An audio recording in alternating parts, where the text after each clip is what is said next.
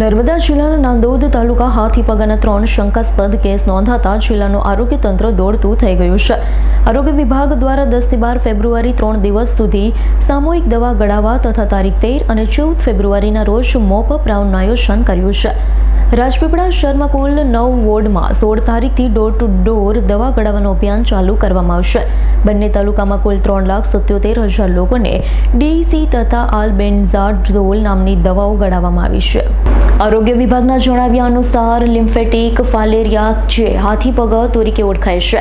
નર્મદા જિલ્લાના નાંદોદ તાલુકામાં 3 શંકાસ્પદ લક્ષણો દેખાયા છે, જેના પગલે આરોગ્ય વિભાગે તુરંત જ એક્શનમાં આવી નાંદોદ તાલુકામાં 227 અને ડેડિયાપાડામાં 310 કર્મીઓની ટીમ ઉતારી છે. આ રોગને અટકાવવા આરોગ્ય વિભાગ દ્વારા 3 દિવસ દરમિયાન આંગણવાડી, શાળા અને કોલેજમાં બાળકો માટે અન્ય પુખ્ત વયના લોકોને ટીમ દ્વારા ઘરે ઘરે રૂબરૂમાં DEC તથા આલ્બેન્ડાઝોલ નામની દવાઓ ગળાવવામાં આવી હતી. નર્મદા જિલ્લાના 5 તાલુકામાં આપણે 600 સ્લાઇડ લીધી હતી. દરેક તાલુકામાં એ પૈકી તિલકવાડા, ગરડેશ્વર અને સાગબારામાં કોઈ સ્લાઇડ પોઝિટિવ નીકળી નથી. નાંદોદ તાલુકા અને ડેડિયાપાડા તાલુકામાં 300માંથી 20 સ્લાઇડ પોઝિટિવ નીકળી, 600માંથી 20 સ્લાઇડ. એટલે 20 સ્લાઇડ પોઝિટિવનો મતલબ એવું છે કે હાથીપગાના રોગનો ચેપ છે અત્યારે, તો એ ચેપ બધું ના ફેલાય સમાજમાં.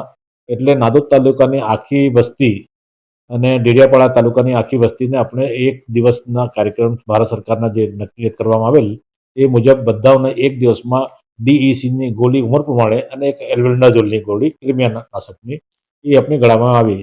આ કામગીરી અને એક અમને એવું હતું કે રાજપીપળા શહેરી વિસ્તારમાં કદાચ અમને તકલીફ પડે, પર કાલ રાજપીપળા શહેરી વિસ્તારના લોકોમાં પણ સહકાર સારો મળ્યો અને કામગીરી પૂર્ણ થઈ રહી છે. અને ડેડિયાપાડામાં અમારી કામગીરી થઈ 98% અને નાંદોદ તાલુકામાં 99%.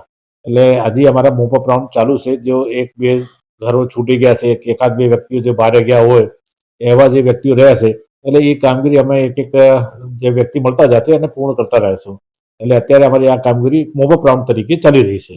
દીપક જગતાપનો રિપોર્ટ, S9 ન્યૂઝ, રાજપીપળા. અમારી તમામ માહિતીથી અપડેટ રહેવા માટે જોડાયેલા રહો S9 ન્યૂઝ સાથે.